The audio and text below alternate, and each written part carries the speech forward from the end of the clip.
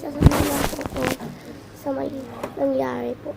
Okay, so, yung video na to guys, pumunta si Ate Gigi na ng dentista kasama anak niya at si Jacob. So, andito ako, mag-isa ako sa bahay. Andun ako sa labas, isa lang yung bahay namin.